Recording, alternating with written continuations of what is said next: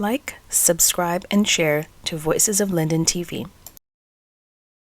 Welcome to a special edition of the Let's Talk Show on Voices of Linden TV. I'm your host, Andrew James, and today I'm pleased to have with us in the studio via Zoom Miss Samantha Amede, a social worker in the city of Toronto for the past 16 years. Hello, everyone. Thanks for having me. Welcome aboard, Miss Amede. Thank you so much for taking your time out to join with us this afternoon. Miss Amede, can you tell us a little bit about yourself in terms of your background related to your social work experience, please? Sure. So, as Andrew mentioned, I have been practicing social work for 16 years. Started off my career in the sector of developmental disabilities and autism, and midway transitioned into providing therapy to adolescents and adults, couples, and families, and have been doing that for about 10 years. And more recently now doing some private work on the side. Welcome to the show, Miss Amede. I know there's a lot of talks about mental health and depression associated with the COVID-19 pandemic, of course. Can we get right into it and ask you a little bit to tell us about some signs of depression, if I may, please? Sure. So when we think about depression, how it presents in an adolescent might look a little bit different than how it presents in an adult. However, there are some key signs that you do want to look for. And so if you are noticing that someone is a little bit more withdrawn than usual, maybe not as talkative as they used to be, or not as engaged in things that they would have usually enjoyed to do, that might be a sign. A sign that we don't oftentimes think of as a presentation of depression, but can be, is actually anger. And so when we think about anger, its job is kind of to mask more vulnerable feelings. And so sometimes if someone is feeling a little down, depressed, a little more vulnerable than usual, you might find them to be a little bit more snippy, or presentation a little bit more angry than they usually are. You might notice changes in eating habits. So some people will depression or stress eat and overeat. Some people will not eat as much, and then you can see that a little bit play out in their weight, sleeping patterns as well. And then another thing that you might just see is change in productivity. So academically, you might see grades drop. At work, you might notice performance issues arise. Thank you, Mr. Mead. Can you tell us a little bit about what the impact of COVID-19 is having on our young people? Yeah, so if we kind of connect it to those feelings of depression that you initially asked me about, um, COVID-19 has kind of served a little bit like a magnifying glass to people's emotional and mental health concerns. And so it, it's come and it's caused a lot of pressure and a lot of strain on adolescents who are already experiencing a lot. It's a time when you're trying to figure out who you are, you're trying to forge friendships, and you're just trying to really piece together how what I do today affects what I do tomorrow in terms of career and post secondary education. And so, anxiety because you're not really sure. The way you're accessing education has changed. And so there's a lot of uncertainty about the implications that might have the next year. The feelings of isolation. So because we're being asked to social distance, and because we're being asked at times to quarantine, being able to connect with friends and family in ways that you used to be able to gain some support and have some coping, isn't necessarily always there. And then adaptability, right? So if you are someone who has academically always gone into a school building and has thrived in that, and now are being asked to um, access education from home. Some people are really struggling with that. And then if you are of a lower socioeconomic background, then sometimes access to educational resources, internet, computers, things of that nature can also be additional barriers that you're now trying to overcome. Nicely said. Thank you so much. Are you seeing an increase through your own lens in an increase in conflict at home? And can you tell us Yeah. a little bit more about that, if possible? Sure. So, when you think about adults and adolescents, there's a lot right now that they're trying to make sense of and a lot that they're trying to cope with. But in addition to that, they're spending a lot more time at home. So, where you would have been at work or school for a portion of the day, perhaps doing extracurricular activities or spending time with other friends and family who do not live in the home, and then spending some time at home. Um, you're accessing your coping strategies, but you're also diversifying the people that you have access to, which can oftentimes release or reduce tension and stress at home. But you're spending more time at home through COVID. And then you're also trying to cope with your anxieties, adjust to the changes of the world, and spending a lot more time with people. And so relationships are significantly being impacted, whether it's romantic relationships, and a lot of people unfortunately not surviving COVID through their relationships, or noticing an increase of arguing and simple things that ordinarily before wouldn't have maybe been a stressor in a relationship now has a magnifying glass and seems to be something that can become a catalyst to bigger issues in relationships. There's a certain stigma attached to the concept of self-harm. Not a lot of people are comfortable in their own skin talking about it. Mhm. Are you getting a lot of calls, and are you noticing a lot of increase in the rates of self-harm?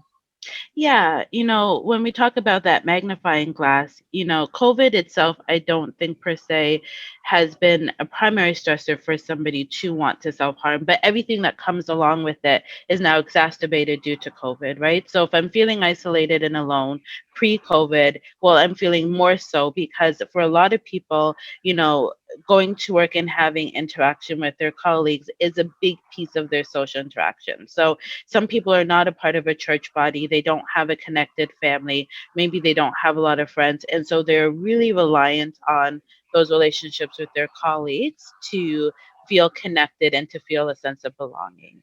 And so here comes along COVID that maybe takes away a prong of something that really helped them to cope with ordinary stressors, and that's been taken away. Or you've got maybe going into COVID, you're already financially strained, and the maybe job security has now become a concern, or you're not a part of a sector that was able to translate well into COVID, and perhaps you're now looking at foreloading, layoffs, and things of that nature. And now you've got this exacerbation of financial stressors, right? So all of these things coming together, we can't necessarily per se COVID is what's causing people to Mhm. feel an increase in wanting to self harm. But what we can say is that COVID has really expanded what people were feeling pre COVID. And if they were really having a difficult time coping pre COVID, then sometimes during COVID, it can really feel hopeless. And that can lead to an increase in self harming. Nicely put. Appreciate your experience and you share with us. Um, So I know in this area, in your field of expertise, confidentiality is a big Hmm. thing. For someone looking at this video right now and suffering in silence, locked away in their bedroom or so on, and Hmm. they want to reach out to someone like yourself. And I appreciate your willingness to come on Hmm. and have a conversation with us. Hmm. Are you available? Do you work for a company? Are you able to accommodate a couple private calls? And if so, would you mind sharing your a direct line or an email address? If someone is in desperate need Yeah. and they want to get in touch with you, are Mhm. they able to access you that way? Yeah. I think in the diaspora specifically, there is a lot of stigma and taboo around talking to someone. And when you add in layers of Christianity and sometimes how that filters the lens of how people see things, there's this misnomer that if you are feeling depressed, if you're feeling anxious, it's just because you don't have enough faith, you're not praying enough, or even just that value that we have, which is what happens at home is supposed to stay at home. And so that idea of going out and talking to someone about very intimate and very vulnerable pieces can sometimes feel very uncomfortable to a Caribbean population and African population. I do find that people who are a little bit more aligned North American can sometimes feel a little bit more comfortable. So if you're a generational Canadian or American, sometimes the idea of counseling doesn't feel as taboo. But for people who are uncomfortable, I always say it's really important to connect with somebody that you, when you see them, you feel like they understand your cultural lens.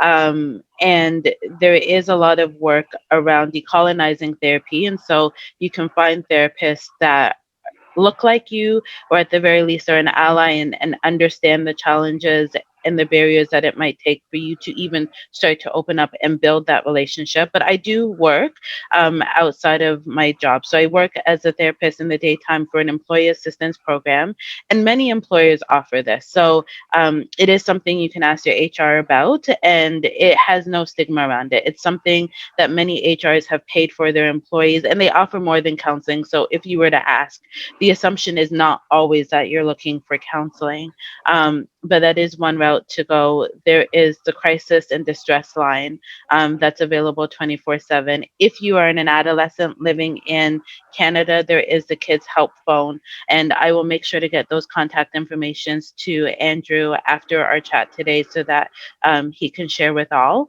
But if you wanted to reach me specifically, I can be emailed at soulsavvytherapy at gmail.com, or it can be reached via phone at 647 544 3544.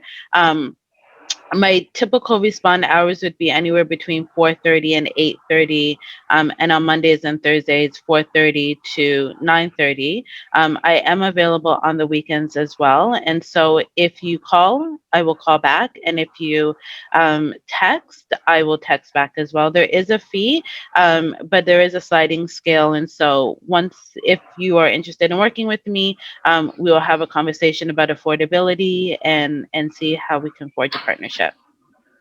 Very good. If you need to speak to Amit, 647-554-3544. And I did hear you say there is some kind of accommodations there Hmm. for folks who necessarily don't have the benefit package through their work. A lot of people are laid off. A lot of moms Yeah, and dads, they're not working. So it is a very difficult time for individuals. And I appreciate you making yourself available yeah. to accommodate niche of people that don't quite have access to the help they need. Early on in our discussion, you spoke to issues affecting youth. You spoke to issues affecting young people. But oftentimes we ever so forget about our heroes, our teachers. Yeah. What are some suggestions do you have for teachers in terms of Hmm. being accommodated to their Hmm. students? And in terms of that, they themselves getting help. It Hmm. being a stressful time, and the whole the concept of delivering teaching has changed. What Sure. would be some of your suggestions or your recommendations to teachers Yeah, directly? I think the first thing I would say is give yourself a break, right? I think there is a standard and an expectation that says, I'm the teacher, I'm the professional, and I should be able to roll with the punches in ways that maybe should appear to be easier. But this is a new way of providing education that, at least in in our generation, we haven't had to do before, right? So giving yourself a break recognizes that you're probably doing a better job than you're giving yourself credit for, and that as you're getting more comfortable with learning Google Classroom and Zoom classrooms, and trying to manage a classroom remotely, that there is going to be a learning curve, and that you don't have to have all the answers and you don't have to have it perfected just because you are the teacher. I think the other thing I would say is hold space for yourself, right? So you are going through some of the same anxieties that your students are going through. And ordinarily, when we're providing support to people, it's usually something that we've either gone through ourselves and we've now come through on the other end successful, or something that we maybe haven't necessarily gone through, but we feel like there's something that we can offer by way of relationship, insight, drawing from past experiences that might be applicable. But in this situation, you're literally going through what your students are going through at the same time that your students are going through it. And so holding space for that, making sure that you're self-caring, that you're validating how you're feeling, that you're disconnecting, that you're tapping into your support network so that you're talking to friends and family, and if needed, that you're also talking to counselors and therapists as well. And the third thing that I would say really is knowing that this is a unique academic experience, and students are going to present in ways that you've never thought they would present.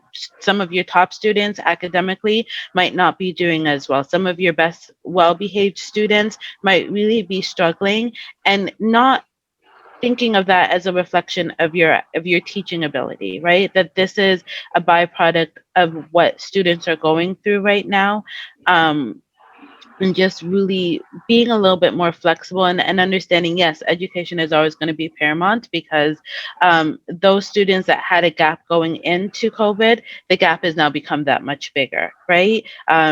But recognizing that there are going to be resources on the other end to help us once we get through this. And right now, a lot of our focus is just getting through this of sound body, mind, and soul. And that's okay if for the day, you had a lesson plan and it's trumped by a need of a student, and you feel like, I just wasn't able to get done today what I wanted to. Nicely said. Ms. Amede, we're just pushing up against time, but Sure. any closing remarks from your side? Yeah, I think the main thing I will say is self-compassion, self-compassion, self-compassion. I remember, and I've seen it slow down a little bit now, but there was a lot of memes going around saying, if you don't come out of this pandemic with a business, if you don't come out of this pandemic with more education, if you don't come out this pandemic with more money, and this idea that this was maybe a breakaway from life, and that if you weren't using this time to better yourself, that you were unmotivated or wasting your time. And that is simply not true. There are a lot of people who are just using everything that they have right now to just get through the pandemic. Mhm. And so to not compare yourself to others, to have self-compassion, to hold space for your journey, as much as you can, to try not to isolate yourself, to try to connect to people, and to know that help is out there. And if you need to talk to someone, talk to someone.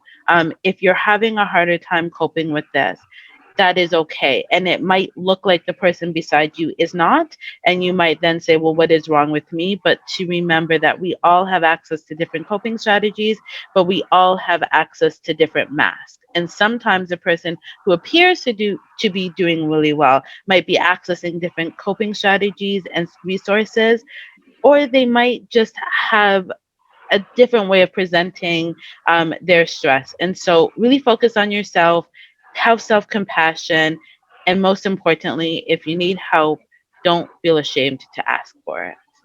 Mr. Mead, I think we'll leave it there. For anyone wanting to chit chat with Mr. Mead, the phone number is 647-544-3544. On behalf of everyone at the Let's Talk Show, I want to take this opportunity to thank you very much for your time to share with us this evening. We appreciate you giving making yourself available, first of all, sharing your experience, your knowledge, and your background with us. Thank you very much. Stay safe. God bless you, and we will be in touch soon.